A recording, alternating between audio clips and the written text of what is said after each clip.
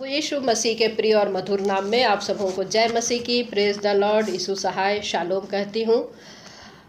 मैं परमेश्वर पिता का धन्यवाद देती हूँ कि इन दिनों में हम लोग स्वस्थ हैं, भले चंगे हैं और प्रभु की महिमा में आगे बढ़ रहे हैं। और मेरी आशा है मेरे प्रभु ने आप सबों को भी भला चंगा रखा है, स्वस्थ रखा है। आज का जो सब्जेक्ट मैं लेकर के आ रही हूँ, ये हमारे जो बहुत पुराने जो मसीही घरानों में रहते हैं या फिर जिसने बहुत सालों तक मसीह को ग्रहण किया हुआ है, ये ख़ास तौर पर उनके लिए आज मैंने ये संदेश को लाया है। आदम और हवा को हम लोग देखते हैं कि आदम और हवा जो है अदन की वाटिका में रहते थे और अदन की वाटिका में जब उन्होंने रहते हुए पाप किया, वे लोग अदन की वाटिका से बाहर हुए, श्रापित हुए। लेकिन फिर आगे हम लोग देखते कि परमेश्वर ने उन्हें 2 बच्चों से आशीषित किया, कैन और हाबिल। कैन और हाबिल को हम लोग देखते हैं। फिर कुछ समय के बाद में वे लोग भेंट को चढ़ाते हैं और हाबिल की भेंट को परमेश्वर ग्रहण करता है, किंतु कैन की भेंट को परमेश्वर ग्रहण नहीं करता, अस्वीकार कर देता है। और जब कैन की भेंट अस्वीकार कर देता है तो कैन कैसे नाराज हो जाता है, वो क्रोधित हो जाता है। और फिर हम देखते हैं उत्पत्ति 4:7 में देखते हैं परमेश्वर उसको सलाह देता है, यदि तू भला करे तो क्या तेरी भेंट ग्रहण ना की जाएगी। यहाँ पर हम लोग देखते हैं कि परमेश्वर उसको फिर से सलाह दे रहा है। और फिर आगे हम लोग देखते हैं कि वो क्रोध में आता है। कौन? कैन क्रोध में आता है और हाबिल को मैदान में बुलाता है और फिर उसको अपने भाई की हत्या करता है। और जब परमेश्वर ने उससे पूछा कि तेरा भाई हाबिल कहाँ है, तो वो क्या कहता है, मुझे नहीं मालूम, क्या मैं अपने भाई का रखवाला हूँ, क्या मैं अपने भाई का रखवाला हूँ। तो यहाँ पर परमेश्वर जो है फिर से उससे बातचीत करता है, दया दिखाता है और उससे क्या कहता है कि तेरे भाई का लहू भूमि से मेरी ओर चिल्लाकर मेरी दुहाई दे रहा है, इसलिए अब भूमि जिसने तेरे भाई का लहू तेरे हाथ से पीने के लिए अपना मुंह खोला है, उसकी ओर से तू शापित है।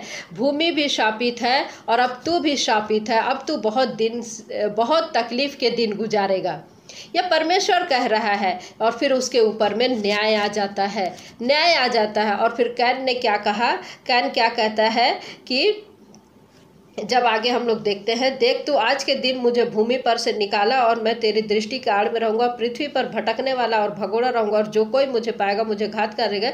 इस कारण यहोवा ने उससे कहा, जो कोई कैन को घात करेगा उससे 7 गुना बदला लिया जाएगा। और यहोवा ने कैन के लिए एक चिन्ह ठहराया, ऐसा ना हो कि कोई उसे पाकर मार डाले। परमेश्वर ने उस पर न्याय ठहराया। और कैन ने जब कहा कि ये मेरे लिए जो सहने से बाहर है, परमेश्वर ने उस पर दया किया और उसकी दंड को कम किया, उसकी पीड़ा को कम किया। और आगे जब हम लोग देखते हैं कि यहाँ पर अब कैन सिर्फ है दुनिया में, हाबिल इस दुनिया में नहीं है। एक धर्मी व्यक्ति दुनिया से चला गया है और एक अधर्मी व्यक्ति जो है दुनिया में है। और उसी दौरान परमेश्वर जो है यहोवा को स्मरण करता है और एक बेटे से आशीषित करता है, जो कि हम 4 अध्याय 25 पद में देखते हैं। आदम अपनी पत्नी के पास फिर गया और उसने एक पुत्र को जन्म दिया और उसका नाम यह कह के शेत रखा, परमेश्वर ने मेरे लिए हाबिल के बदले जिसको कैन ने घात किया एक और वंश ठहरा दिया। शेत ने भी एक पुत्र उत्पन्न किया और उसने उसका नाम एनोश रखा। यहाँ हम लोग देखते हैं कि वंशावली चली आ रही है, हाबिल के स्थान पर शेत है, शेत के बाद में हम लोग आगे देखते हैं एनोश आ रहा है। तो एक अधर्मी की दुनिया भी हम लोग देख रहे हैं, एक अधर्मी भी बढ़ रहा है और एक धर्मी व्यक्ति का भी दुनिया बढ़ रहा है।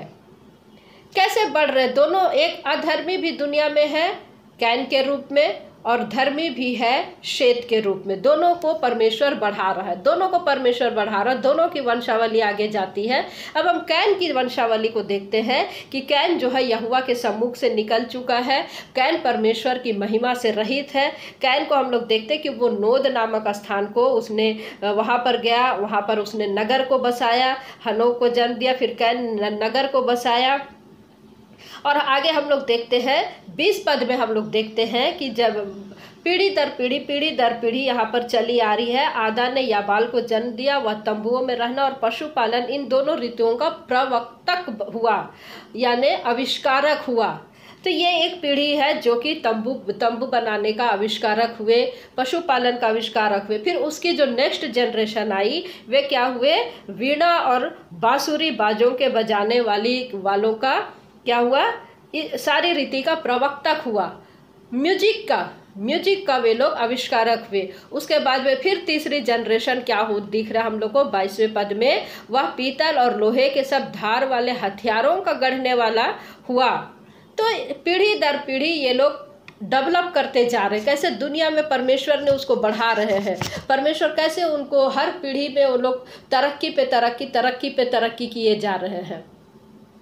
लेकिन वे लोग परमेश्वर की उपस्थिति में नहीं है, परमेश्वर की उपस्थिति में नहीं है। दुनियावी चीज़ों में वे लोग आगे बढ़ते चले जा रहे हैं, दुनियावी रीति में वे लोग आगे बढ़े जा रहे हैं, लेकिन परमेश्वर के साथ उनका संबंध अभी भी नहीं है। और जब परमेश्वर ने उसको ठीक करना चाहा, वे लोग उसको भी अस्वीकार कर दिए, परमेश्वर से दूर हो जाते हैं या बेदखल हो जाता है, दंड पाते हैं। लेकिन इस पृथ्वी पर सारी आशीषें उनको भी मिल रही है, जिससे वे लोग और उनका परिवार जो है कैसे आगे बढ़ रहा है, फैल रहा है, लेकिन परमेश्वर से रहित है, परमेश्वर इनके साथ में नहीं है।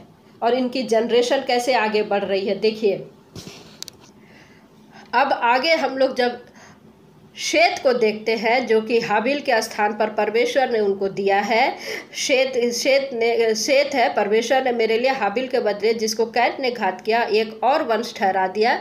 आगे हम लोग देखते हैं कि शेत के भी एक पुत्र उत्पन्न हुआ और उसने उसका नाम एनोश रखा। उसी समय से लोग यहोवा से प्रार्थना करने लगे। देखिए, कैन की जो पीढ़ी दर पीढ़ी है, कितनी सांसारिक रीति से वे लोग बढ़ रहे हैं, परमेश्वर उनको बढ़ा रहा है, लेकिन वे लोग परमेश्वर की महिमा से रहित है। और यहाँ हम लोग देखते हैं कि हाबिल के बदले परमेश्वर ने शेत को दिया, शेत के बाद में अगला पीढ़ी परमेश्वर ने एनोश को दिया। और इस समय से लोग जो है प्रार्थना करना सीख गए। मेरे प्रिय, परमेश्वर ये नहीं देखता कि आप दुनिया में क्या क्या चीज़ के आविष्कारक हो गए हैं, लेकिन परमेश्वर ये देखता है कि परमेश्वर के लोग परमेश्वर के राज्य की बढ़ोतरी के लिए क्या काम कर रहे हैं। परमेश्वर को इसमें दिलचस्पी नहीं है। परमेश्वर की इसमें दिलचस्पी नहीं है कि आप स्पेस में जा रहे हैं कि नहीं, आप चांद में जा रहे हैं कि नहीं, आप नासा में जा रहे हैं कि नहीं, आप बड़े वैज्ञानिक बन रहे हैं कि नहीं, आपके पीढ़ी दर पीढ़ी में लोग इंजीनियर बन रहे हैं कि नहीं। परमेश्वर इन सब चीज़ों को स्मरण नहीं करता है। यह सब दुनिया के लोग स्मरण करते, सोसाइटी स्मरण करती है, लेकिन परमेश्वर के इससे कोई मतलब नहीं है। आपने दुनिया में कितना नाम कमाया, आपने दुनिया में क्या आविष्कार किया, परमेश्वर को इससे कोई मतलब नहीं है। लेकिन परमेश्वर देखता है कि आपने उसके राज्य के लिए किस बात की शुरुआत की है। मैंने इसलिए कहा कि चूँकि आप पीढ़ी के परमेश्वर को जानने वाले लोग हैं, कम से कम 2 पीढ़ी 3 पीढ़ी तो आपके अवश्य ही जानते हैं, जो पुराने मसीही विश्वासी हैं।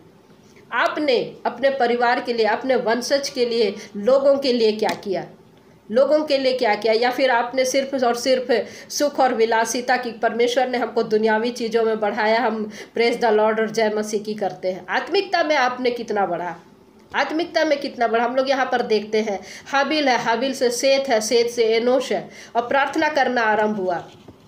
हम क्या करते हैं, उसी बात का प्रतिफल हमको मिलता है। हम क्या कर रहे हैं, उसी बात का हमको प्रतिफल मिलता है।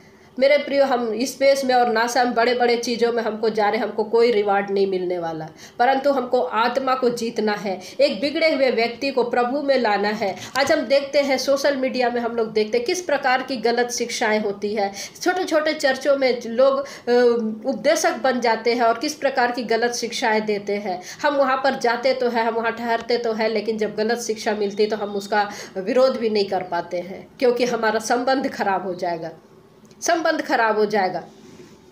तो हम तो एक तरह से लोगों को परमेश्वर से दूर करने के लिए हमने अपना सहयोग दे दिया।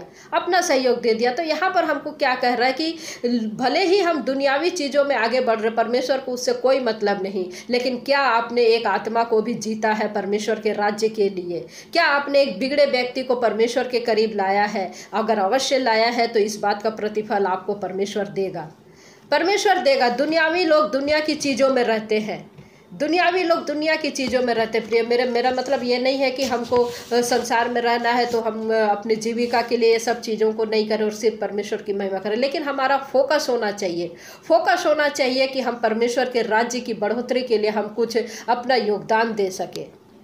मैं ऐसा क्या करूं कि परमेश्वर मुझसे खुश हो जाए, और हमें इस बात पर का ध्यान रखना बहुत ज़रूरी है। पुराने विश्वासियों, मैं आपसे कह रही हूँ, उन दिनों में प्रार्थना करने की शुरुआत हुई। क्या मेरे द्वारा किसी घर में, किसी व्यक्ति के जीवन में किसी चीज़ की प्रार्थना की शुरुआत हो रही है? क्या मेरे द्वारा कोई वचन को पढ़ रहा है? मेरी सहयोग के द्वारा कोई प्रभु में आगे बढ़ रहा है? मेरे प्रियो, आज हमको ऐसे व्यक्ति बनना है कि मेरे द्वारा कोई आशीषित होने पाए, परमेश्वर के नज़दीक होने पाए। आज हम उल्टे हो गए हैं कि मेरे कारण कई लोग जो है चर्च में आना ही बंद कर दिए। उल्टा हो रहा है, उस व्यक्ति के कारण लोग चर्च आना बंद कर दे रहे हैं। मेरे प्रियो, मैं और आप वो व्यक्ति बने कि लोग प्रार्थना करना सीख सके।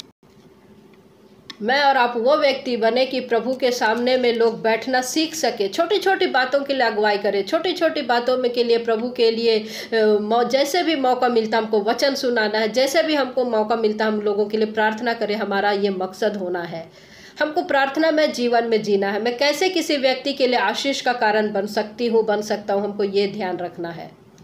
परमेश्वर के लिए कुछ करना है। कैसे? यूहन्ना रचित सुसमाचार 5वां अध्याय 17 पद में क्या कहता है प्रभु यीशु मसीह? मेरा पिता अब भी काम करता और मैं भी काम करता हूँ। तो जब पिता काम कर रहा है, पुत्र काम कर रहा है, तो हम और आप क्यों नहीं कर सकते? हम दुनियावी रीति में ही, कैन के वंशज जिस प्रकार दुनियावी तरक्की किए, क्या हम भी वही तरक्की कर रहे हैं? परमेश्वर का आनंद इसमें नहीं कि आप दुनिया में क्या कर रहे हैं, क्योंकि वो हमारा आनंद नहीं है। मेरे प्रियो, लूका 15:7 क्या कहता है? एक पापी के विषय में कहता है कि जब वो मन फिराता है तो स्वर्ग में आनंद होता है। तो हम मन फिराने वालों में हमारा रोल क्या है? हम इस चीज़ को देखें, हम अपना सहयोग दें परमेश्वर के राज्य की बढ़ोतरी के लिए। हम अपना सहयोग दें परमेश्वर के राज्य के लिए। यदि हमने छोटा सा भी कार्य किया है तो बहुत बड़ी आशीष का कारण ठहरेगा। सहयोग दें, हम अपनी वैल्यू को समझें। हमको हर बात में उन्नति करना, आत्मिक उन्नति करना है, हर बात में उन्नति करना, अपनी वैल्यू को हमको समझना, क्योंकि हमारे पास में जीवन एक ही है।